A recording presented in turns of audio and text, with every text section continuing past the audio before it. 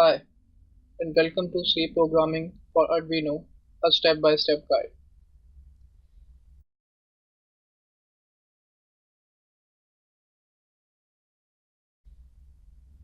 The C programming language began its march to become finally defined by American National Standard Institute with the formation of X3J11 Committee in 1983.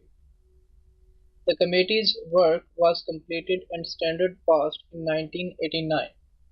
Since then, the language is often referred to as ANSIC. The standard is also recognized by the International Organization for Standardization, so sometimes you will hear it referred to as ISOC. For all the practical purposes, ANSIC and ISOC are the same. These both versions are also called as Standard C. The C you are about to learn is not a Standard C. Rather, you will be learning a robust subset of Standard C. A few standard features are missing, but you will soon discover that the subset version of standard C, which we call Arduino C, is more than able to perform just about any task you throw at it. So let's start learning Arduino C.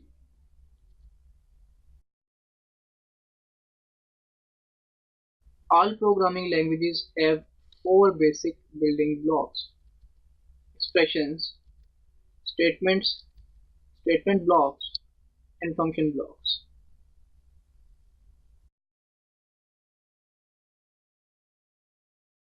An expression is created by combining operands and operators.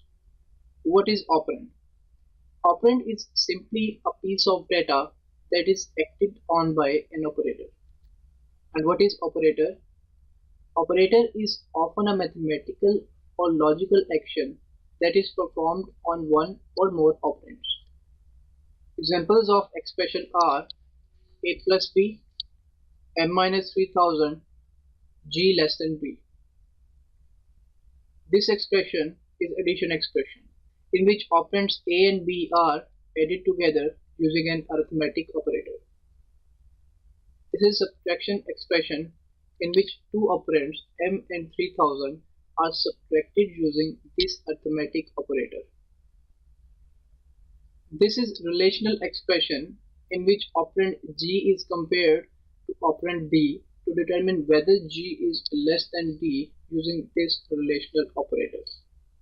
In these examples, two operands are used in conjunction with a single operator. Binary operator is an operator that always uses two operands. Previous three examples are referred to as expressions using both operators. It should be kept in mind that it does not matter how many operands are there in the expression. Every expression will ultimately resolve to a value. For example, take the following expression. It has three operands and two operators. Let a is equal to 1, b is equal to 2, and c is equal to 3.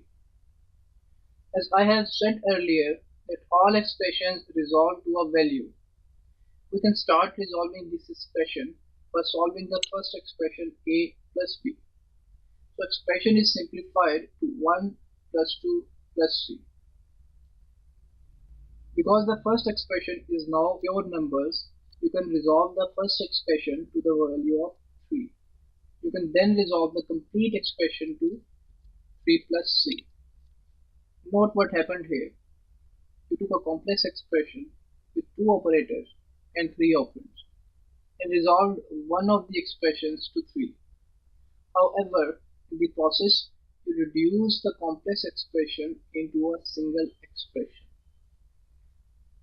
Now you can resolve the remaining expression to 3 plus c. Putting value of c, we can get 3 plus 3, which gives value equal to 6. And our complex expression is resolved into a single value. This simplification of a complex expression is called a factoring an expression or resolving an expression. In previous examples, we discussed this example. This expression is saying that g is less than d. Now let's suppose that the value of g is 5 and the value of d is 4. When the expression is resolved, it gives false as an answer. Here a question arises that previously we discussed that all the expressions resolve to a value, but false is not a value. In programming languages, logic true and logic false do resolve to a value in the end. In most languages, true logic resolves to a non-zero value and logic false resolves to 0. Relational expressions are designed to resolve to a logical true or false state. So they ultimately do resolve to a value that can be used in a program. A statement is a complete C instruction for the computer. All C statements end with a semicolon. Examples are I is equal to 50, A is equal to D plus C, M is equal to D by 2. In the first example, operands are variable I and 50. The equal sign is called assignment operator and is used to assign the value on the right hand side of the equal sign to the operand in the left hand side of the assignment operator. Therefore, in the first statement, value 50 is assigned to the variable I. Note that this example is nothing more than an expression using the assignment operator with a semicolon in the end of the line. The operands here are 50 and variable I. We have used a word variable in the explanation of a statement. You must be wondering, what is a variable? A variable is nothing more than a location in the memory that has been assigned a name. We will discuss variables in detail in the coming videos. Coming back to the examples, in example 2, we have a complex expression with a semicolon at the end. In this expression, the value to assign into the variable A is not yet known. So you must resolve the expression to get that value. Let's suppose that B is equal to 4 and C is equal to 5. Then we can resolve it to the last expression that assigns the value 9 into the variable A. By adding semicolon at the end of the line, the expression becomes a statement. For example, in previous expression, it causes variable A to change its value to 9. In the previous video, we discussed that C compiler is responsible for changing the English-like syntax of C into ones and zeros, which the microcontroller understands. It is the semicolon that makes the C compiler finish whatever task the statement wants to be done. For example, if you have a complex statement like this one, then the compiler must resolve all of the intermediate expressions like A plus B, C plus G, and H plus K before it can determine what new value to assign into variable X. It is a semicolon at the end of the statement that tells the compiler it has all the intermediate information it needs to resolve the statement. Semicolon is a statement terminator. Each statement must end with a semicolon. Without semicolon, the compiler would not know when it has the information necessary to process the statement. Suppose you have the following statement, where k is equal to 3 and asterisk is the multiplication operator. There are two ways to solve it. One way gives j equal to 16 and second method gives j is equal to 11. This statement is ambiguous because we are not sure about the order in which the complex expression is resolved. We are not sure which method to adopt, whether this one or this one. Clearly, the result differ because of the order in which we resolve the complex expression. C resolves such ambiguities by assigning each operator a precedence or priority level. Operator precedence refers to the order in which complex expressions are resolved. Given table shows the precedence level of an operator. This table shows that multiplication, division, and modulo operations are resolved before addition and subtraction. Therefore, in the previous examples, the correct answer is 11 because the multiplication expression is resolved before the addition expression. If there is a tie between mathematical operators, or we can say that if two operators with the same precedence level appear in an expression, then we use the concept of associativity. In this case, the expressions are resolved by solving the sub-expression in a left-to-right manner. For example, multiplication and division operators have same precedence according to the given table. Therefore, this expression is treated like this. Because there are more operators than are presented in the table, we will be explaining the precedence table as we learn more about C. A statement block consists of one or more statements grouped together.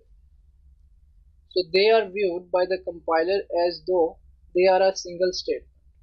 For example, suppose you are an apartment manager.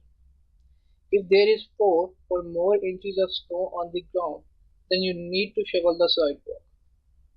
You might express this: if snow is greater than or equal to 4, put on snow removal stuff, get snow shovel from the sidewalk, else go to bed. So we will see a code for this purpose. Statement blocks start with an opening brace character and end with a closing brace character. All the statements between the opening and closing braces form the statement block body. In our example, it appears that when 4 or more inches of snow exist, we put on our coat, grab a snow shovel, and shovel the sidewalks.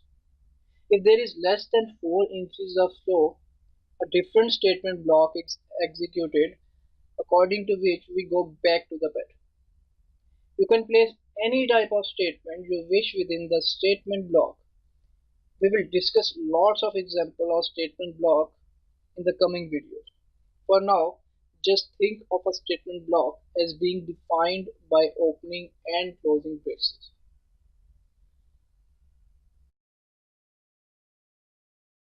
A function block is a block of code that is designed to accomplish a single task. Previously, we have seen an example. In that example, we used a function block. It was put on snow removal stuff, the function that is designed to have to put on your code. The actual code for this function block is like this.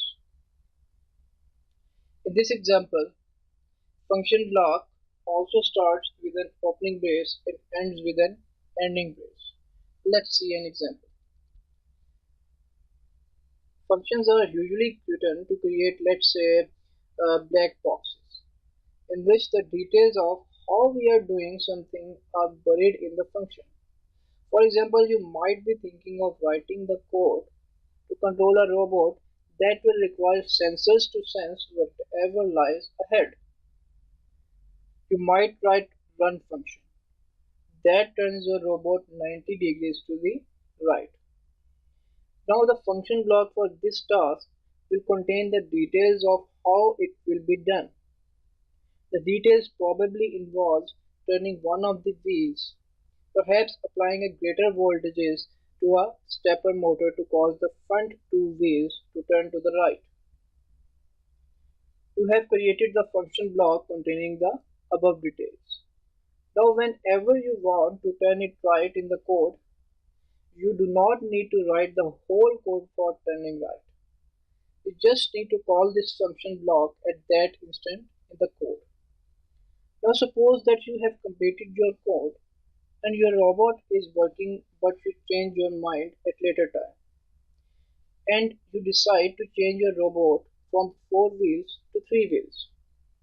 Now you don't need to turn 2 wheels. Only one needs to turn.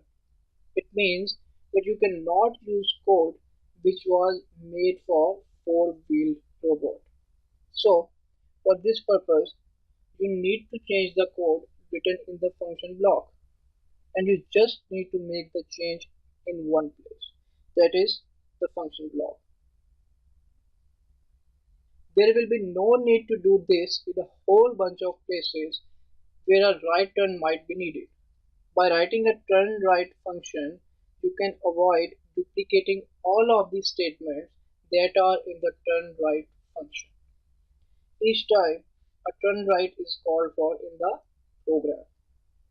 Let's take another example to make things more clear. Suppose you are writing an application that input a phone number from a keypad. Your application requires home, cell and work phone numbers. To make sure a valid phone number was entered, you need to check that it fits a certain format. Now you can duplicate the format checking program code 3 times, or you could write a check phone format function and simply call it 3 times. If you duplicate the program code 3 times, then you need to test and debug it 3 times. But if you make a function block, you need to test and debug it only one time, and it also means that you will be using less memory. If you think of a computer program as a sequence of smaller tasks, function blocks are used to delimit the code for each of those smaller tasks. As you will soon find out, the Arduino programming environment has hundreds of pre-written function blocks that you can use in your own program. This means that you do not need to have to reinvent the wheel each time a common programming task steps in front of you. You just grab one of the existing function blocks from the library of pre-written function blocks and use it in your program. For example, in previous video, we loaded and run an example code which blinked the LED at regular intervals. That code used a digital write function, which writes high or low value to a digital pin.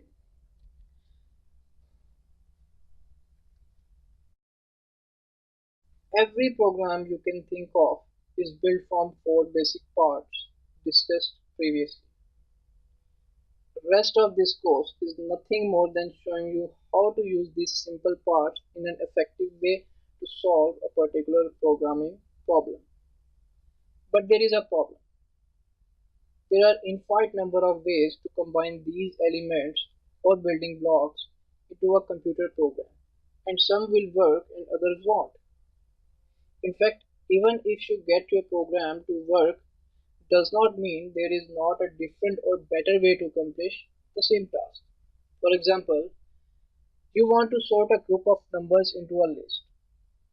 Going from smallest to the largest number in the group, there are dozens of ways to sort a list of numbers into ascending order, each with its own advantages and disadvantages. In fact, you will find that your range of choices increases as you learn about programming in general. Even something as simple as scanning a sequence of text looking for a particular pattern can be done in many different ways. The more programming knowledge and experience you gain, the more you will be able to craft an elegant solution to a programming problem. So that's all for this video. Thanks for watching this video. We will continue this course from next video. Till then, take care and goodbye.